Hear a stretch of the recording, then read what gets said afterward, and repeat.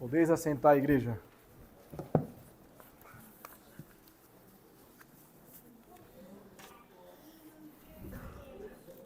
Graça e paz, irmãos, bom dia a todos. Louvado seja o nosso Deus por mais um domingo, o dia do Senhor, que nos encontramos. Graças a Deus, hoje não vamos precisar utilizar nosso boletim para ficar aqui nos abanando, né? Tivemos uma trégua do calor, mas seremos agora aquecidos pela palavra do nosso Deus. Título do nosso sermão nesta manhã: Discipulado de Jesus Cristo. Iremos considerar o texto que se encontra em João, capítulo 6. Muito obrigado. Capítulo 6, dos versículos 60 ao 71.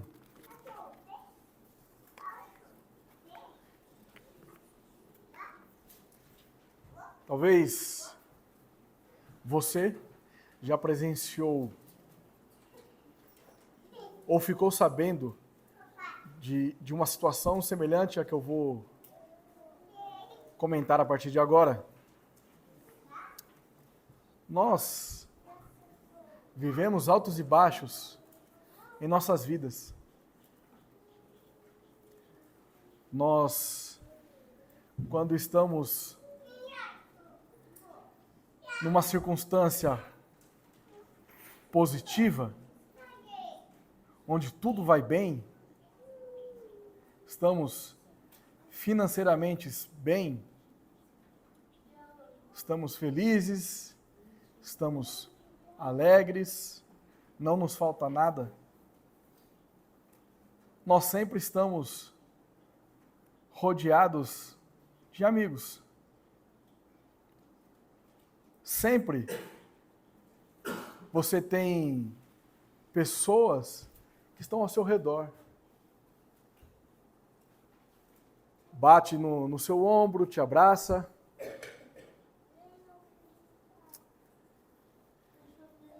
Agora, no momento quando você está passando por necessidade, quando as coisas estão de mal a pior, quando você mais precisa daqueles amigos que estavam com você quando você estava em alta, você olha para o lado e você não encontra esses amigos. Que muitos deles estavam do seu lado por simplesmente querer algum benefício por estar com você. Talvez pelo seu dinheiro, pelo churrasco que você estava fazendo, por status. E nesse momento é quando os nossos pais, quando na nossa adolescência, falava para nós: cuidado com quem você anda. Eles não são teus amigos. No dia que você ficar desempregado, eles não vão vir aqui te ajudar em nada. Não é assim? Agora, nosso Senhor Jesus Cristo, Ele passou por todo tipo de tentação. Ele sofreu. E muitas vezes por ensinar as pessoas. Ele é o nosso mestre. E muitos, como nós temos aprendido nos sermões anteriores, estavam seguindo ele por se alimentar do pão e do peixe, por causa da água transformada em vinho, por curiosidade, querendo enxergar novos sinais e maravilhas. Lembra daquele exercício que eu havia dito nos outros sermões? Sempre quando nós olhamos a palavra multidão, nós devemos pressupor que não necessariamente todos, mas a maioria. Então, o discipulado de Cristo,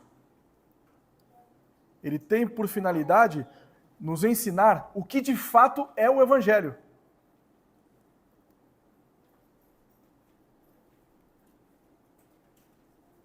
Nós não estávamos estudando agora pela manhã sobre essa ideia de discipulado, de nós certificarmos de que somos discípulos de Cristo, para que então possamos discipular novas pessoas para Cristo.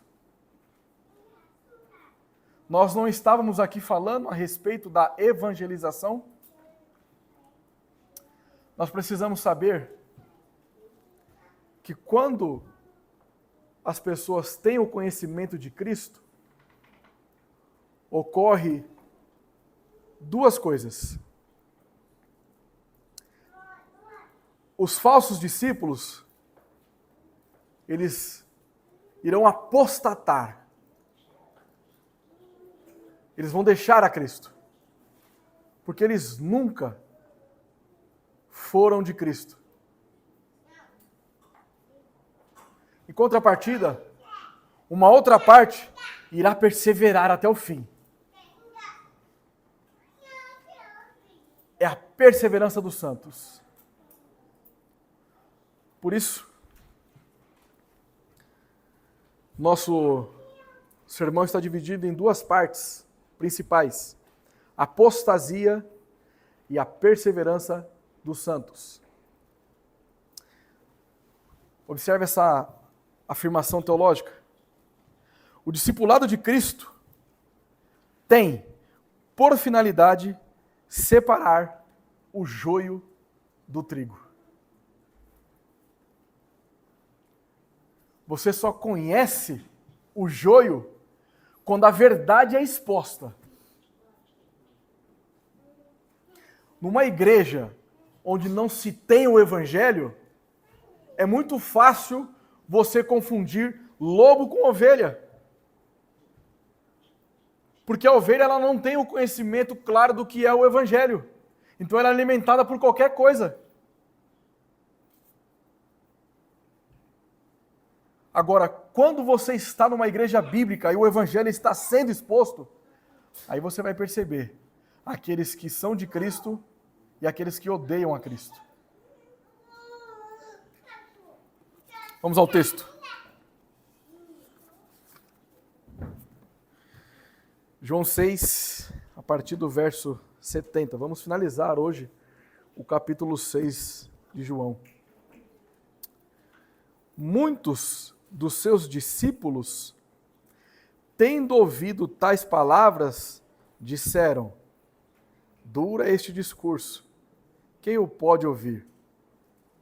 Mas Jesus, sabendo por si mesmo que eles murmuravam a respeito de suas palavras, interpelou-os: isto vos escandaliza? Que será, pois, se virdes o Filho do Homem subir para o lugar onde primeiro estava? O Espírito é o que vivifica, a carne para nada aproveita. As palavras que eu vos tenho dito são Espírito e são vida. Contudo, há descrentes entre vós. Pois Jesus sabia desde o princípio quais eram os que não criam e quem o havia de trair. E prosseguiu: por causa disto é que vos tenho dito, ninguém poderá vir a mim, se pelo Pai não lhe for concedido. À vista disso, muitos dos seus discípulos o abandonaram e já não andavam com ele. Então perguntou Jesus aos 12, porventura, quereis também vós outros retirar-vos? Respondeu-lhe Simão Pedro: Senhor, para quem iremos?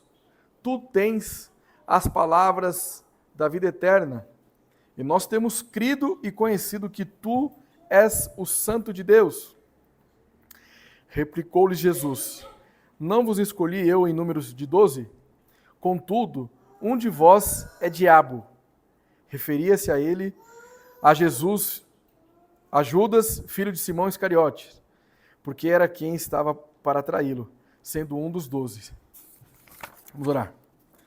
Senhor, nosso Deus e eterno Pai, nós estamos aqui pelo mérito de Cristo, para sermos alimentados pela Tua Palavra. Que o Seu nome seja glorificado e nós sejamos edificados, em nome de Jesus. Amém.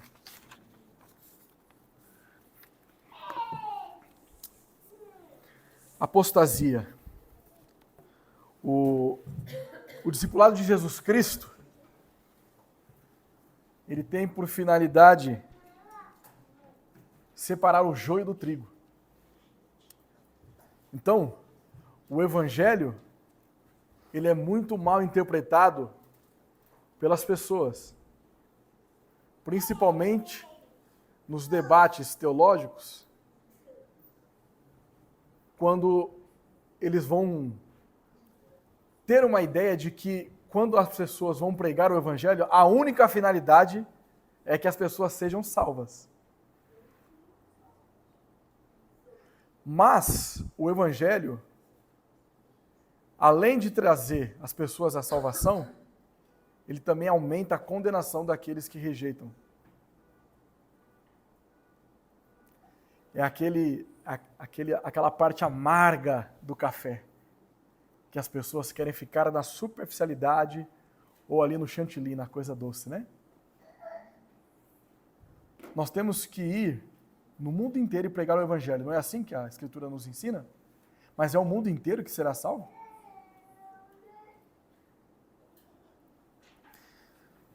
Veja,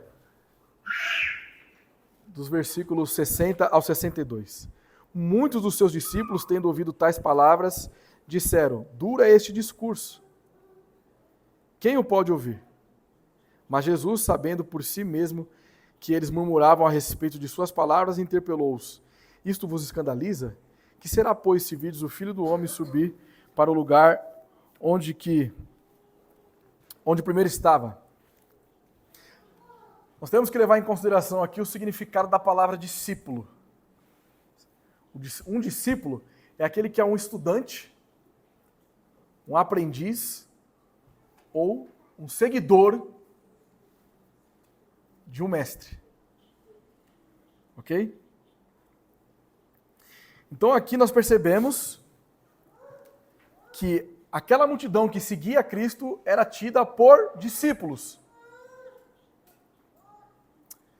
E veja, nós encontramos nesses discípulos reações negativas.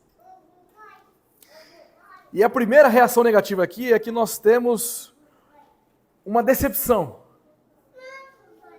Duro é este discurso. Quem o pode ouvir? Por que eles estão dizendo isso?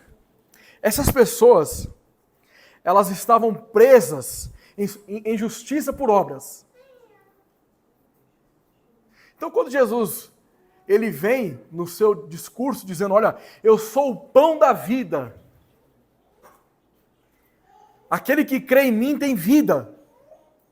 É pela fé, não é pelas obras, não é pelos méritos. O que eles estão entendendo aqui? Como assim? E aquilo que eu faço de bom? Eu sou um cumpridor da lei. Então, na concepção desses falsos discípulos, era um absurdo a salvação pela fé. E outra coisa, quando eles tentam fazer de Jesus o rei, lembra que Jesus até se ausenta da presença deles porque Jesus não era o rei na ótica que eles estavam observando, um reino carnal, um reino material, físico.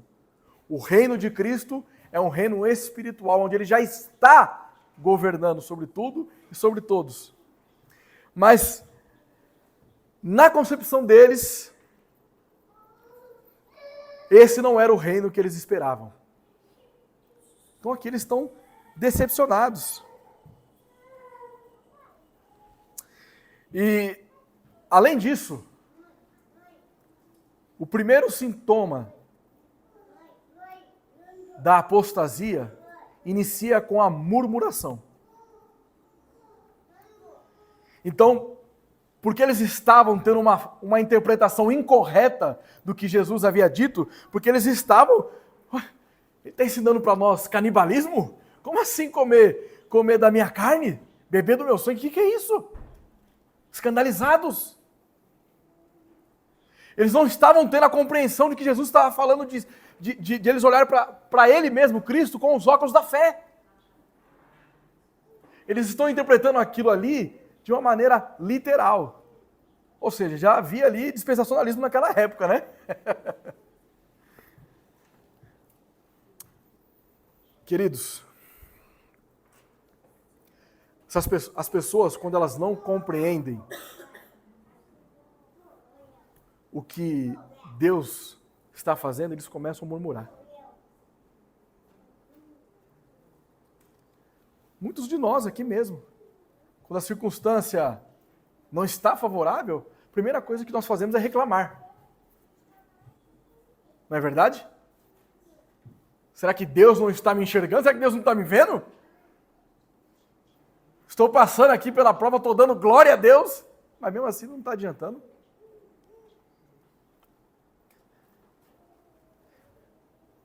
O que eles estão fazendo aqui é tendo olhares carnais a respeito do que Cristo está nos ensinando.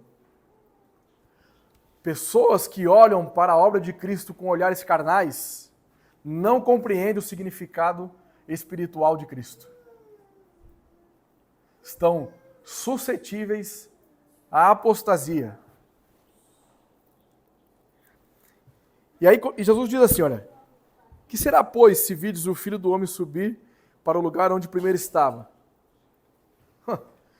Se vocês estão conseguindo entender a linguagem que eu estou utilizando para que vocês entendam, uma linguagem fácil, de coisas que você conhece, imagina só. Será que vocês vão conseguir entender o que eu vim fazer aqui? Que nem a morte pode me vencer? Será que vocês vão entender a ressurreição do Filho de Deus? Será que vocês vão entender que aqueles que morreram em Cristo irão ressuscitar? Se não entendem coisas terrenas, quem dirá as coisas celestiais?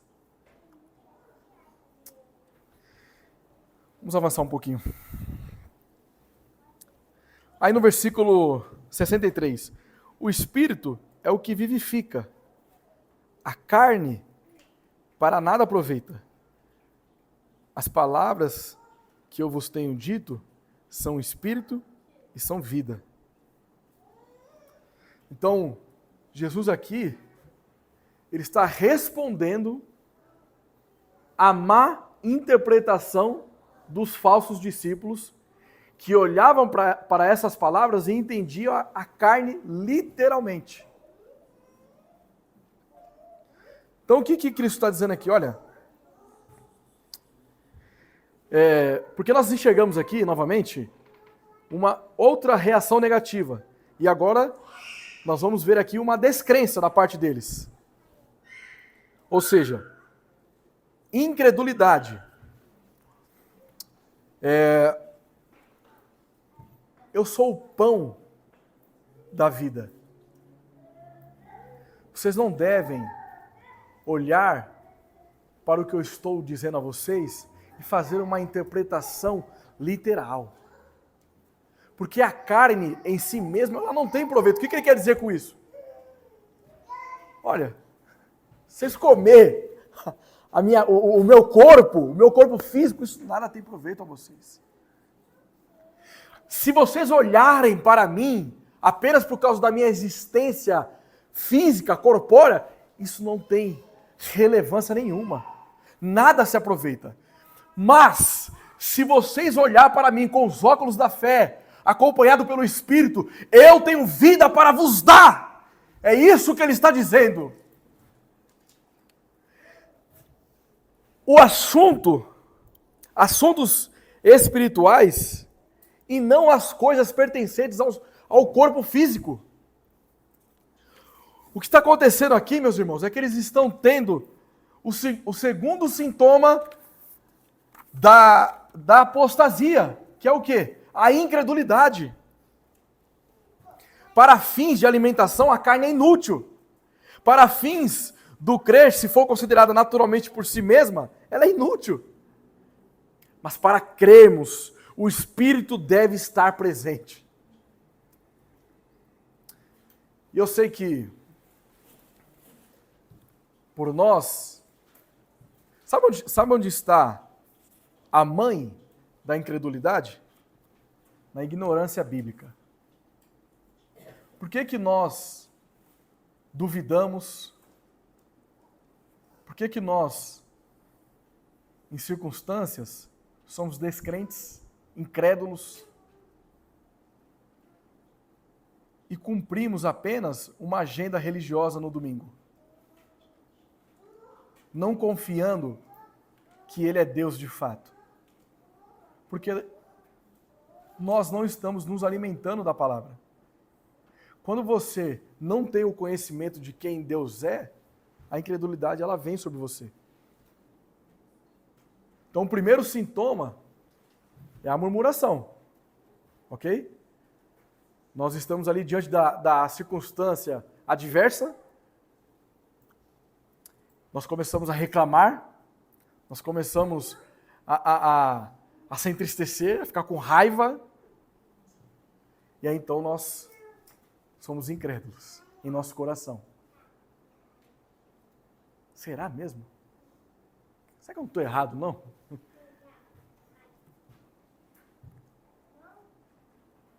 Hoje em dia, muitas pessoas têm tentado ler a Escritura utilizando a ciência como meio de interpretação.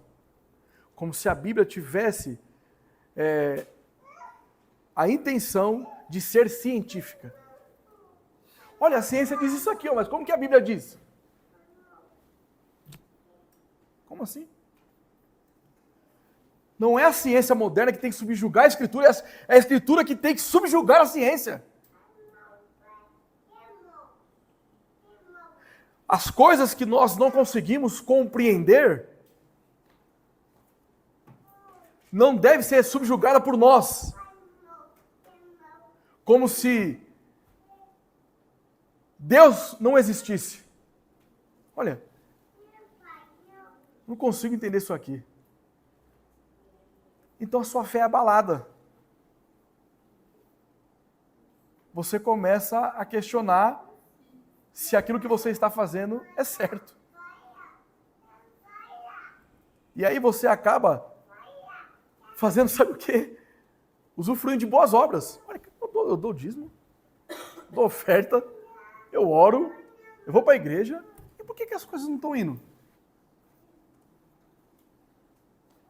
Será que os ateus estão certos? Será que a minha religião está certa? Porque você está na confiança daquilo que você faz. Nós precisamos entender que por meio do sacrifício de Cristo, nós somos redimidos.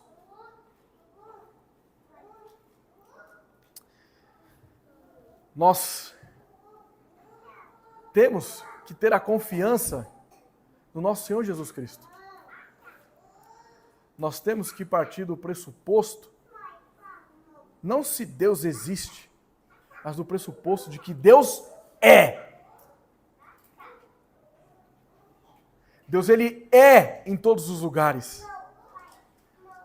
Tudo que existe não é Deus, mas tudo existe em Deus. Você tem noção do que eu estou falando aqui? Não existe nada maior do que o nosso Deus. Veja só. Contudo, verso 64. Deixa eu tomar uma água.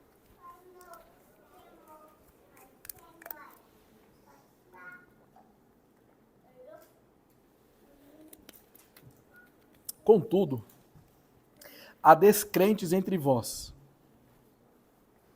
Olha a parte B, que interessante. Pois Jesus sabia desde o princípio quais eram os que não criam e quem o havia de trair. Ok? Vamos para fazer uma ilustração sobre essa parte.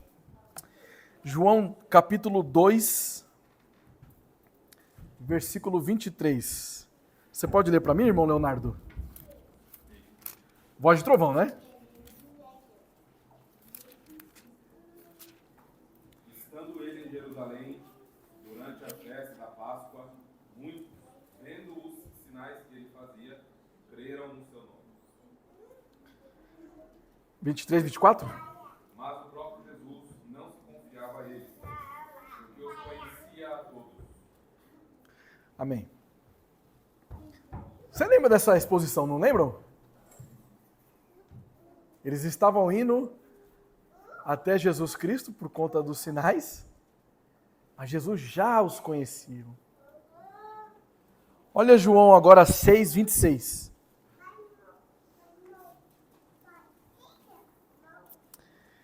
Respondeu-lhe Jesus: em verdade vos digo, vós me procurais, não porque viste sinais, mas porque comeste dos pães e vos fartastes.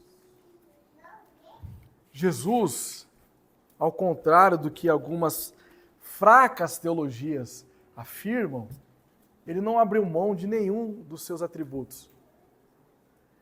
Algumas pessoas dizem que porque ele esvaziou-se de sua glória, isso significa que ele abriu mão de seus atributos. Isso não é verdade. Aquele que sempre foi, não pode deixar de ser. Porque se ele deixa de ser o que ele um dia foi, ele já não é mais quem ele era.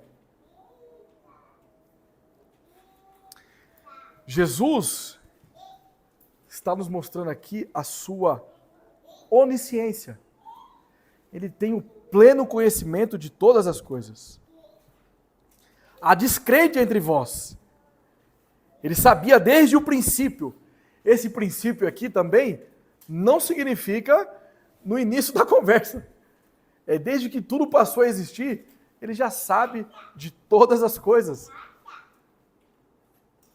E aqui, nós vamos desmitificar algumas afirmações teológicas aqui.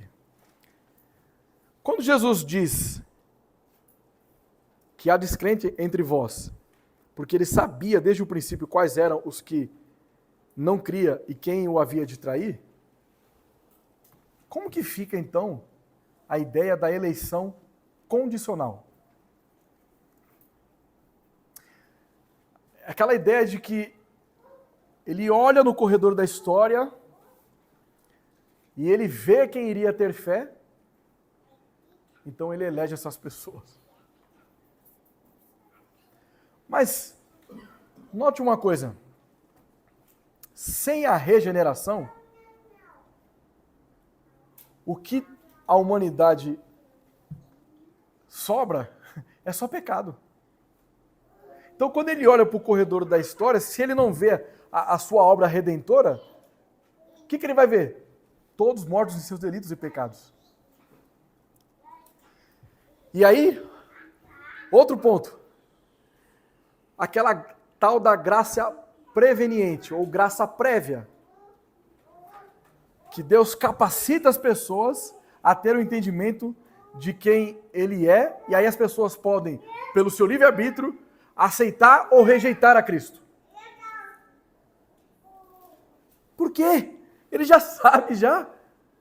Ele já sabe quem vai crer e quem não vai crer. E aí qual que é a consequência lógica aqui? Se ele já sabia desde o princípio quem iria crer e quem não iria crer, onde que entra aqui expiação ilimitada? Ele morre então por pessoas que não vão crer? O sangue de Cristo seria derramado em vão? É isso mesmo? Pelo contrário. Aqui nós estamos vendo que Cristo ele é soberano. Ele já sabe quem são aqueles que vão crer, porque ele já decretou desde toda a eternidade. Por isso, que a graça de Deus, ela é irresistível para nós. Porque Ele estiraça todas as barreiras que estão em nossos corações, de maneira que nós não temos outra escolha a não ser dizer que Ele é o nosso Deus. E o sangue dele não é derramado em vão. A expiação dele foi eficaz, uma expiação definida ou limitada.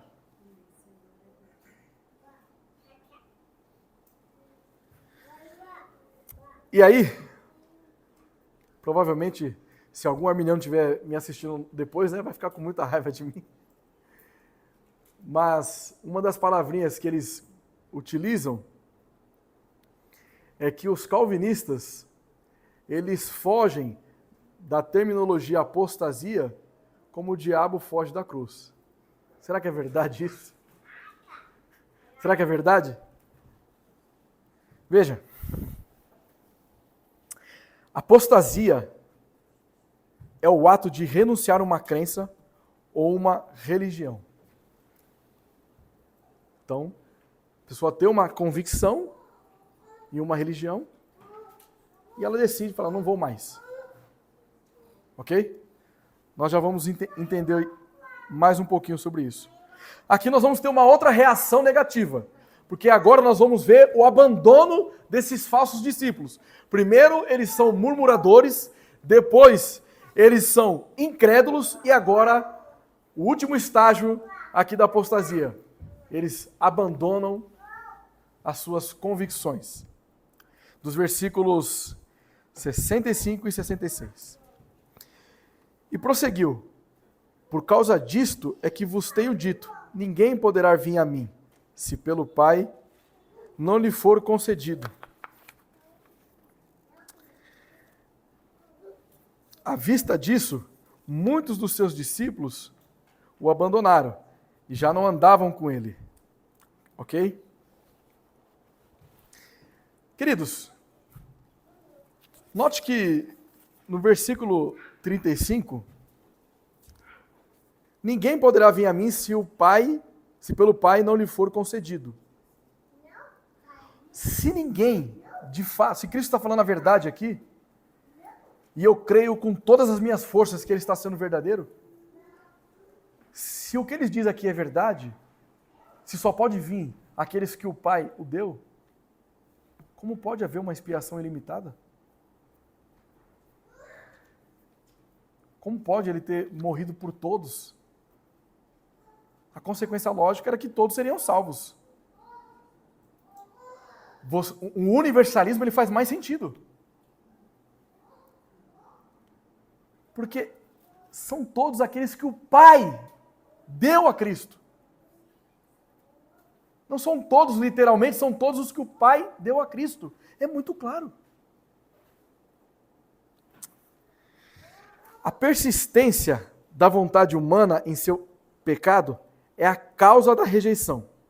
Pela misericórdia de Deus, por causa de Cristo, é que somos eleitos. Os eleitos são aqueles que creem que foram aceitos por causa de Cristo e eles não abandonam essa crença. Então, a qualidade de um falso discípulo é que ele não persevera. Ele está tão enraizado com a murmuração, com a incredulidade, que o pecado se torna o seu melhor amigo. Eu não vou nem confessar este pecado, porque se eu confessar, vai que Deus me liberta. Esse é o posicionamento herético, diabólico de muitas pessoas.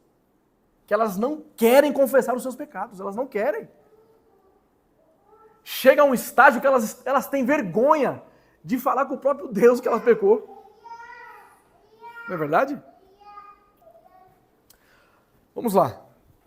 Apostasia é o ato de renunciar a uma crença ou uma religião.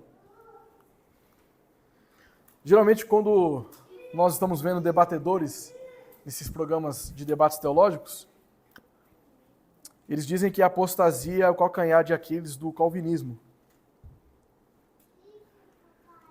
Num sentido mais prático, apostasia é sair de algo.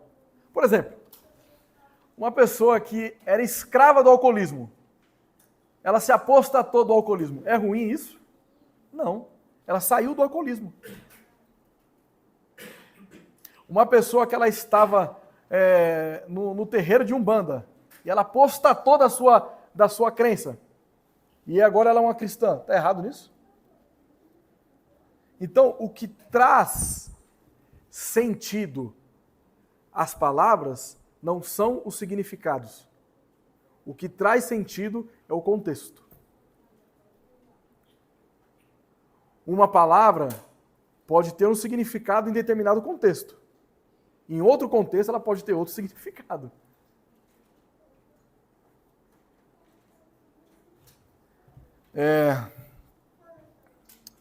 Por exemplo, se eu chegasse para minha mãe e chegasse brincando com ela, olha mãe, o que você quer, mulher, de mim? Brincando? Ela não ia fazer nada. Mas se eu chegasse em um outro contexto, falando desse jeito com ela, eu ia tomar 2 pisas, uma do meu pai e uma da minha mãe. Porque os contextos são diferentes. São as mesmas palavras, mas o contexto é diferente. Então, quando nós entendemos a ideia de apostasia, não faz o menor sentido você chegar à conclusão de que a pessoa, ela foi salva por Cristo, ela é eleita por Cristo, Cristo morreu por ela, e depois ela abandona a fé. Se ela estava morta em seus delitos e pecados, e Cristo deu vida para ela, como que ela pode agora buscar a morte novamente? Isso não existe. A apostasia que nós encontramos na Escritura são pessoas como esses aqui. São pessoas que estavam seguindo a Cristo, provavelmente experimentaram das benesses de Cristo, tanto que estavam ali no momento da transformação da água para o vinho, eles foram alimentados pelos pães e pelos peixes, alguns deles foram até curados, talvez até participaram de culto com o próprio Cristo. Agora, por eles estar participando disso, significa que eles foram eleitos desde toda a eternidade? Uma pessoa, por simplesmente estar aqui na igreja, já torna ela uma pessoa salva? Todo eleito estará na igreja, mas nem todos aqueles que estão na igreja são eleitos. Cristo, ele diz que ele já conhecia essas pessoas desde o princípio. Então, agora que elas estão se apostatando dos ensinos de Cristo, nós não podemos interpretar isso como se as pessoas estivessem se apostatando da fé genuína, porque elas não tinham isso. Cristo já conhecia elas desde o início.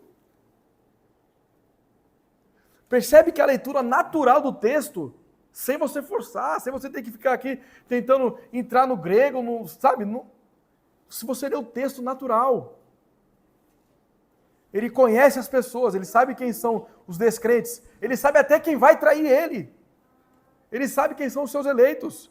E agora essas pessoas se afastam, estão se apostatando, é da fé genuína? Não. Não é verdade isso. O que eles estão fazendo aqui, eles estão se apostatando de uma crença, de uma convicção. Eles tinham a ideia de que Cristo seria aquele que alimentava multidões, que seria um rei entronizado aqui na terra, reinando fisicamente. Então, essas são as coisas que eles entendiam por quem era Cristo, não que Cristo era Deus. E aí, nós vamos avançar daqui a pouco, e nós vamos perceber a diferença. Porque aqui são pessoas que estavam sendo motivadas pelos sinais, pelas coisas materiais. E estavam ali em uma falsa crença, numa falsa convicção. E agora nós vamos ver o contraponto disso. Os verdadeiros discípulos de Cristo, o discipulado de Jesus Cristo, ele tem por finalidade separar o joio do trigo. Então, o ensinamento de Cristo, ele vai fazer com que o joio se afasta da igreja. Eles vão apostatar das suas falsas crenças. Olha só, a apostasia que está ocorrendo aqui não era de uma fé genuína na pessoa de Cristo, mas era uma fé falsa. Ok? Agora nós vamos identificar as qualidades daqueles que são chamados por Cristo. É a perseverança dos santos. Eles perseveram na vida eterna, eles perseveram na convicção de quem Cristo é, porque eles são escolhidos e conhecidos por Cristo. Ok?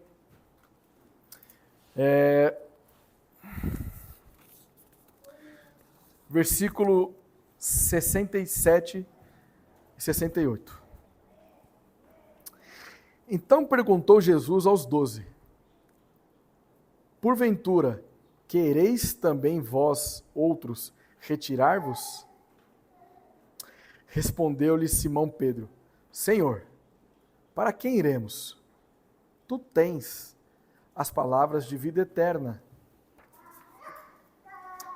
Agora, nós vamos começar a notar não mais reações negativas.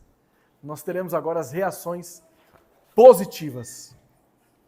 E a primeira delas é porque é o seguinte: Cristo, ele faz uma pergunta confrontadora. Não é verdade? O que ele está dizendo aqui? No versículo 67. Quereis também vós outros retirar-vos? Confrontando os seus discípulos ali agora. Os que ficou, os 12.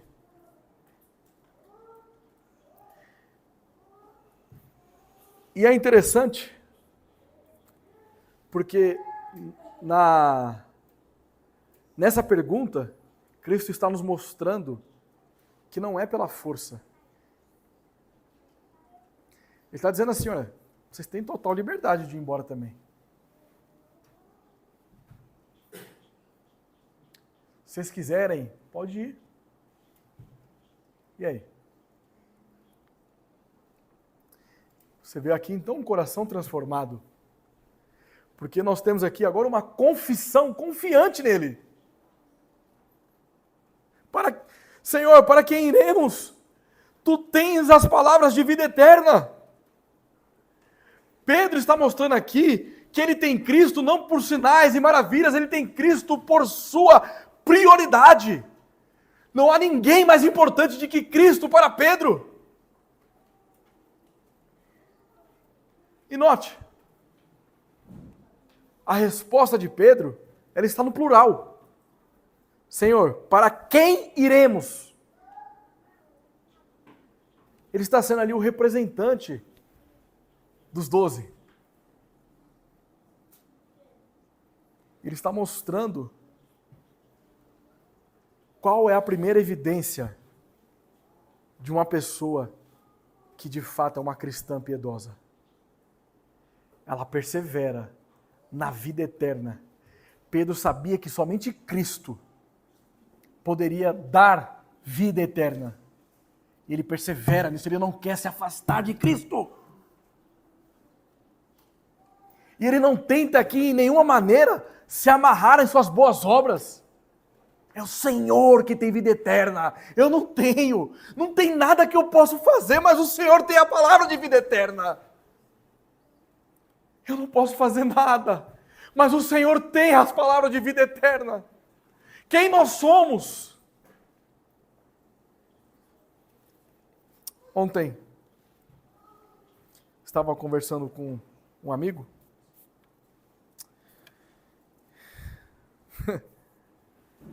Já tem... Rapaz, acho que tem uns 7 anos já que eu prego o evangelho para ele. Curiosamente, ele sabe mais do que muitos evangélicos. Só alguns exemplos aqui. Ele vê mais coerência no calvinismo do que no arminianismo. A escatologia dele é otimista. Quando a gente vai falar sobre fim dos tempos, ele entende que as coisas estão melhorando. Só tem um problema, ele é ateu. E ele me fez uma pergunta ontem. Ele falou assim, André, como que você iria viver sabendo que Deus não existe? Se conseguisse provar que Deus não existe. Olha, já tem muito cientista falando isso aí, né? Que Deus não existe. Tem muito historiador, tem muito filósofo de esquerda aí falando que Deus não existe.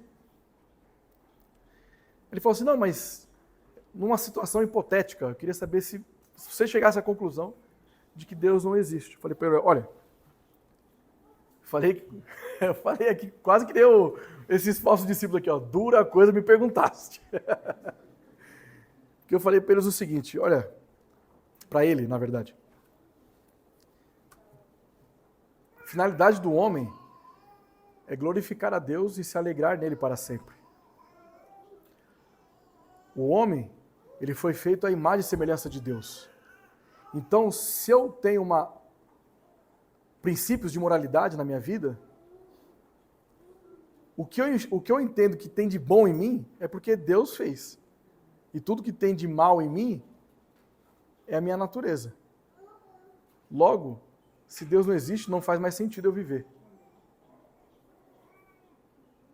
Ele se admirou com a minha resposta, porque ele não esperava ouvir isso. Ele falou assim, quer dizer, eu até entendi, eu imagino que você poderia dizer isso, mas dessa forma foi um pouco profunda, não foi não? Mas para onde eu vou? Se só Deus tem a palavra de vida eterna.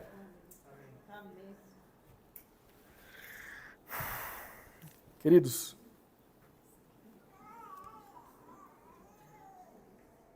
a segunda evidência de uma pessoa que é perseverante é porque ela persevera na convicção de quem Cristo é. Ok? Versículo 69. E nós temos crido e conhecido que tu és o Santo de Deus. Aqui, Pedro está dizendo o seguinte, ele está identificando Cristo com dupla majestade. Primeiro, ele está dizendo assim, olha, o Senhor é o Messias, enviado por Deus para a nossa salvação. E em um segundo momento ele está dizendo assim, o Senhor é o Filho do Deus vivo. Porque somente Deus pode nos dar vida eterna. E o Senhor é quem pode nos dar essa vida, porque o Senhor é Deus, como o Pai é Deus. Portanto, a conclusão lógica é que Cristo, ele é o nosso verdadeiro Deus. Então, pessoas que têm uma convicção em um falso Cristo, elas estão mortas em seus delitos e pecados. Ela pode ser sincera, ela pode ser moralmente boa, ela pode ser legal, mas se ela não conhece o Cristo genuíno, revelado nas Sagradas Escrituras, ela não nasceu de novo. Porque, na verdade, ela está sob um ídolo que ela levantou no altar do seu coração. Por isso que Paul Washer, ele diz que no domingo é o dia em que mais ocorre idolatria. Milhares e milhares e milhares de igrejas estão nesse exato momento, ou à noite, se reunindo e ensinando um falso evangelho. Ensinando sobre um falso Cristo. E ensinando a verdadeira idolatria. Porque elas estão ali cegas e mortas. O discipulado de Cristo, ele tem por finalidade separar o joio do trigo. E a qualidade do discipulado do nosso Senhor Jesus Cristo é ensinar a palavra de vida eterna para nós, o que vai causar a apostasia, que tem por sintomas a murmuração, a incredulidade e o abandono da fé, de uma fé falsa. Em oposição a isso, o discipulado do nosso Senhor Jesus Cristo, ele tem por finalidade revelar aqueles que irão perseverar até o fim. A perseverança dos santos. Eles perseveram na vida eterna, eles perseveram na convicção de quem Cristo é, porque eles são escolhidos e conhecidos por Cristo. Versículos 70, 71.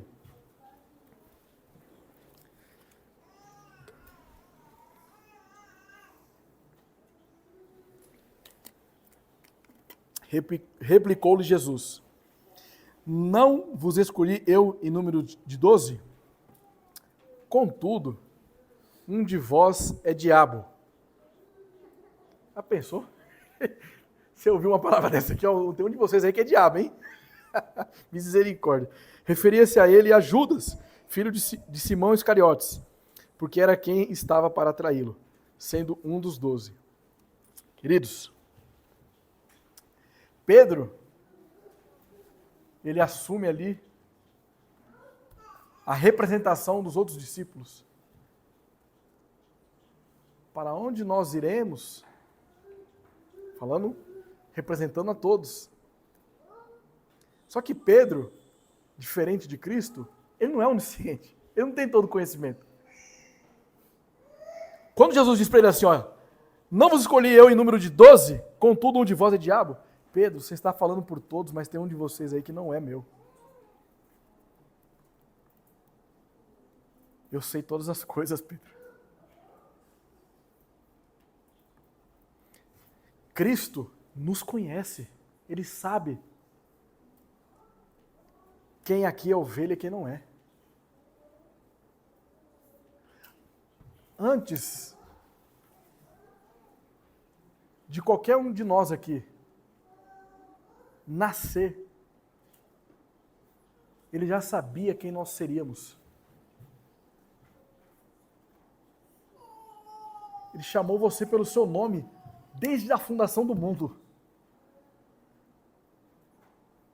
Milhares e milhares de anos já se passaram desde a criação do universo. Mas antes que isso aqui fosse criado, ele já sabia quem era você. E ele já sabe quem também não são os dele. E essa palavra, contudo, um de vós é diabo, essa palavra diabo, ela não é o nome, ela é um título. Satanás é o diabo. Ok? Diabo é um título. Ninguém gostaria de ter esse título, né? Mas significa uma falsa testemunha ou acusador maligno. Então aqui nós encontramos as duas referências que eu acabei de citar. Primeiro, falsa testemunha. Havia aqui entre os 12 uma falsa testemunha. Aquele que Cristo nunca conheceu. Ó, nós precisamos também lembrar uma coisa. Não é que a pessoa, ela estava nos caminhos do Senhor, aí por alguma coisa ela se afastou e foi embora, E aí então, perdeu a salvação. Cristo vai olhar para essas pessoas e vai falar assim: apartai-vos de mim, porque eu nunca vos conheci. Nunca. Nunca pertenceu a Cristo. Judas nunca fez parte do plano redentor de Cristo. Tem muitas implicações do que eu acabei de dizer, mas eu não vou falar hoje. Talvez será num estudo que envolve o problema do mal, a origem do pecado, sobre os decretos. Isso aqui não é para agora. E a segunda pessoa aqui representada por diabo, por exemplo, o título é uma falsa testemunha, nós sabemos que é Judas, ou pode ser um acusador maligno. No momento em que você... Estava conversando ontem com os irmãos, e Paulo Júnior, ele tem uma ilustração bacana a respeito do pecado. Pensa numa mulher em gestação. Está ali, o processo de gestação, primeiro mês, segundo mês, terceiro mês, quarto mês. E o pecado é assim, ele vai crescendo em você, até ele se tornar forma. E aí você então se envergonha. E aí é a hora que vem o acusador, colocando dúvida no seu coração, se de fato você é um eleito ou não. Se você é um salvo ou não. E aí você entra em conflito. Mas, se você de fato é um escolhido de Deus, você também é um conhecido de Deus. Nós não temos que temer a Satanás. Nas palavras de Lutero, ele é o diabo de Deus. Ele só faz o que Deus permite que ele faz. Ele não está mais enganando nações. Ele não é o rei deste mundo. Cristo é o rei que já está governando. Ele agora está completamente limitado, porque Cristo venceu ele na cruz. Eu não ia utilizar essa ilustração, mas eu vou usar agora, vai. Quando Satanás, ele aparece lá no livro de Jó, vocês vão lembrar. Ele chega lá para Deus, está lá passeando, e Deus fala para ele: olha, está vendo lá o meu servo Jó? Depois, já no Novo Testamento, nós vamos ver Satanás levando Jesus Cristo ao deserto para tentá-lo. Se você prostrado me adorar, te darei todas essas coisas. E antes da crucificação de Cristo, ele vai até Pedro, esse aqui que nós estamos falando. E Pedro chega para Jesus e fala assim: olha, ninguém vai te levar, ninguém vai prender você não vai ser crucificado. Ele fala: afasta-se de mim, Satanás. Se ele não morre por nós, não haveria ressurreição, logo não haveria evangelho. Mas percebe aqui o movimento dele? Primeiro ele está confundindo as nações, ele está livre, solto já no Novo Testamento, mas quando Cristo ele é colocado na cruz do Calvário, isso nos remete lá a Gênesis 3,15, o proto-evangelho. Virá aquele que irá esmagar a cabeça da serpente. Então ele dá um brado: tetelestai, está consumado. Ele venceu Satanás na cruz do Calvário. E agora Satanás ele não está mais solto enganando as pessoas. É por isso que agora o evangelho de Cristo ele está avançando. É por isso que agora o evangelho de Cristo ele vai em toda e qualquer nação. O poder de Satanás agora está limitado porque Cristo já venceu ele. E agora, a igreja de Cristo, ela reina com Cristo. Ele sabe quem são os seus escolhidos. Ele sabe aqueles que pertencem a Ele. Nós não devemos temer ao acusador. E nós precisamos sempre reconhecer quem Cristo é. Vamos a algumas aplicações.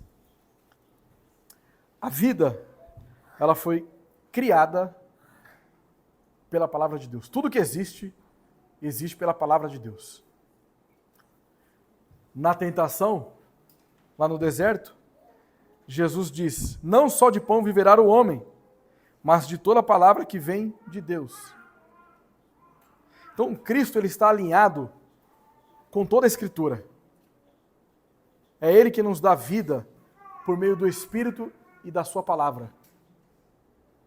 Nós, que fomos escolhidos, os eleitos do Senhor, nós somos chamados para a vida e não para a morte. Nós precisamos dar evidências de que de fato somos nascidos de novo.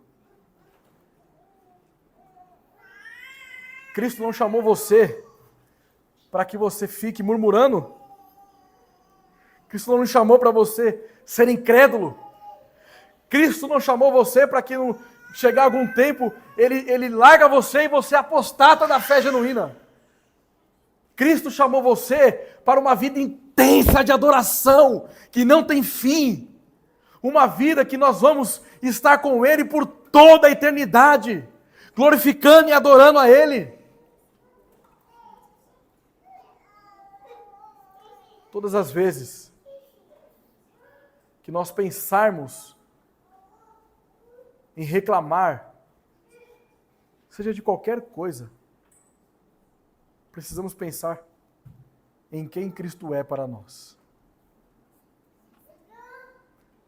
Se Ele é nosso Deus, Ele é Deus porque está revelado na Escritura. E o que está revelado na Escritura nos mostra também que Ele padeceu. E Ele nos garantiu que no mundo nós teríamos aflições, mas para que nós viéssemos ter bom ânimo. Os eleitos de Cristo, aqueles que perseveram até o fim, os discípulos do nosso Senhor Jesus Cristo, são aqueles que, chegando às aflições, eles têm bom ânimo. Eles não desistem. Ou melhor, eles não desistem. Porque eles têm agora vida em Jesus Cristo. E aí, queridos, nós vamos entender, como nós cantamos no Salmo 62, nós podemos confiar nele. A palavra não falhará. Ele é o pão da vida. Somente em Cristo nós devemos confiar, nos alegrar e viver para todo sempre. Em nome de Jesus, amém.